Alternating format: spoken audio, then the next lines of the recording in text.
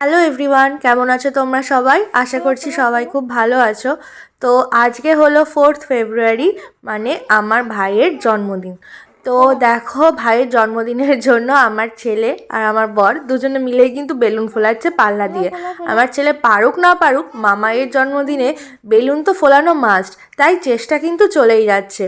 তো চলো, এখানে ওরা দুজন বেলুন ফোলাচ্ছে আর আমি একটুখানি কেকের জায়গাটা একটু সাজিয়ে নিচ্ছিলাম। ওরা বেলুন ফোলাচ্ছে, বেলুনগুলো দিয়ে সাজাচ্ছিলাম।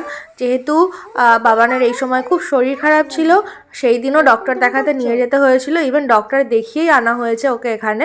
তো তার জন্য বেশি কিছু করতে পারিনি। এই দেখো, কেকটা নিয়ে এসেছিলাম, আজকে আমার ছিল নাইট ডিউটি।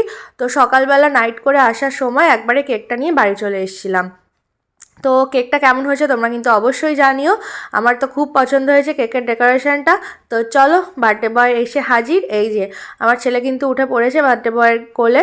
তো এখন সবাই মিলে একসাথে বসে কেক কাটবো। তো আমি সাইডে বসে পড়েছিলাম, আর এক সাইডে মা বসেছিল, আর আমার ক্যামেরা ধরে দিচ্ছিল আমার বর। তো দেখতে পাচ্ছ, ছেলে কিন্তু এখনও কাশছে। ওর অনেকগুলো ওষুধ লিখেছে, নেবুলাইজেশন লিখেছে, এগুলো চালু হবে। আসলে 4 দিন ধরেই ওর শরীরটা খারাপ। আমার নাইট ডিউটি ছিল, তাই আমি নিয়ে যেতে পারিনি ডক্টরের কাছে। তো ফাইনালি আজকে ডক্টর দেখিয়ে আনা হয়েছে। তো আমার মানে ভাইয়ের থেকে আমার ছেলে বেশি এক্সাইটেড, কারণ ও কেক কাটবে, কেক কাটতে ওর এত পছন্দ।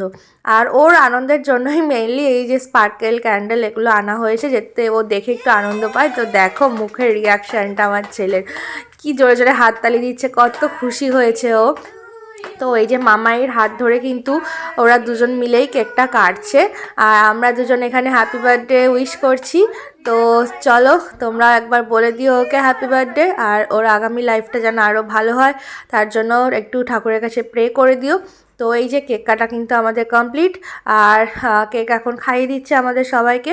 কেকটার টেস্ট একদম মানে দুর্দান্ত ছিল, বলার মতো না, খুবই সুন্দর ছিল। আর এই যে আমার বর ফাইনালি, আমি ক্যামেরাটা বললাম একটু ব্যাক সাইড করে দেখাই, এতক্ষণ ধরে কে ক্যামেরা ধরে আছে। তো ফাইনালি বার্থডে বয়কে আমরা সবাই কেক খাওয়াতে ভুলে গেছিলাম, তো ও খাইয়ে দিল। আর এই যে এখন হচ্ছে আশীর্বাদ করার পালা, আমরা সবাই একে একে ওকে আশীর্বাদ করেছি। আর আমার ছেলে কি বাদ যাবে, তো ও আশীর্বাদ করে দিল ধান দুব্বো দিয়ে মামাইকে। তো এই যে এরকমভাবেই কিন্তু আমরা আজকে বার্থডেটা সেলিব্রেশন করেছি। আমার ছেলে তাও মন ভরেনি। তো এখন ও নিজে নিজে একা একা কেক কেটে খাবে। তো তার জন্য হ্যাঁ ঠিক আছে নে, শরীর খারাপ তাই আর কিছু বারণ করলাম না। তো ও দেখলাম একা একাই সুন্দর করে কেকটা কাটছে। আর কেকটা কাটছে তো ঠিক আছে, কিন্তু তারপরে যেটা করলো সেটা তো আমি একদম সারপ্রাইজ, কারণ ও এখনও সেরকমভাবে কিছু খায় না। তো দেখলাম নিচের ইচ্ছেতেই দেখো কতটা সুন্দর করে কেকটা খেলো।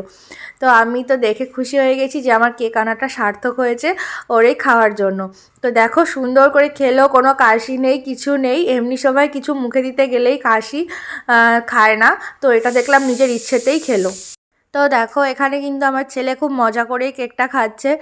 আর এই যে চাকুর গায়ে যা যা লেগেছিল ও আবার নিয়ে সেই কাটতে যাচ্ছে। আর বেশ অনেকটাই কেক খেয়েছে, মানে ওর পরিমাণ মতো খেয়েছে।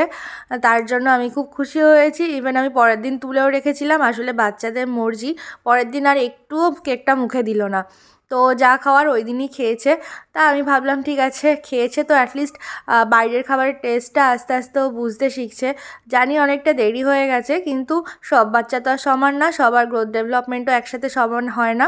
তো সেটা ভেবেই আমি ঠিক আছে, ও শিখছে আস্তে আস্তে, একদিন তো শিখেই যাবে, সারা জীবন তো আর এরকমভাবে খাবে না। তো এই যে সারা হাতে মাখছে, মুখে মাখছে, বাচ্চারা যেটা করে থাকে। তো বেশি আর ওকে এখন খাটাবো না। তো চলো, আমাদের কেক কাটিং কমপ্লিট হয়ে গেছে, এবার আমরা বসবো খেতে। মা অনেক কিছু রান্না করেছে, তো চলো এক এক করে তোমাদের সাথে সবটাই শেয়ার করব। তো এই যে ফার্স্টেই কিন্তু ছিল একটা মিক্সড রাইস, সমস্ত ভেজিটেবল দিয়ে, মানে ফ্রাইড রাইস যেটা বলে, তার সাথে কিন্তু ছিল মাটন।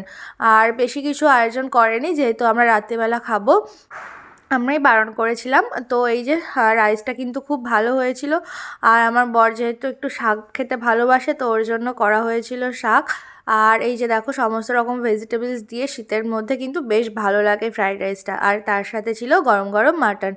তো মাটনটাও কিন্তু বেশ ভালো হয়েছিল, আর তোমরা কালারটা দেখে বুঝতেই পারছো। তো এই যে এই দুটো খেয়ে নিলাম মাটন দিয়ে ফ্রাইড রাইস, আর তার সাথে কিন্তু ছিল জন্মদিনের স্পেশাল পায়েস। আর চাটনি পাঁপড় তো মাস্ট, এটা থাকবেই। তো চাটনি পাঁপড় খেয়ে তারপরে কিন্তু পায়েসটাও খেয়েছি। প্রত্যেকটা রান্না খুব ভালো হয়েছিল। এই যে দেখো চাটনি পাঁপড়ও কিন্তু চলে এসছে। আসলে মা আগেও একদিন রান্না করেছে, যে জন্মদিনের সময় আমার নাইট থাকবে, আমি খেতে পারবো কি পারবো না, তাই আমি বললাম জন্মদিনে কি তাই জন্য বাদ যাবে, তাই জন্য কিন্তু আজকেও আবার করেছে। তো আজকের এই মিনি ব্লগটা আমার কেমন লাগলো তোমরা অবশ্যই জানিও। তো চলো আজকের জন্য টাটা।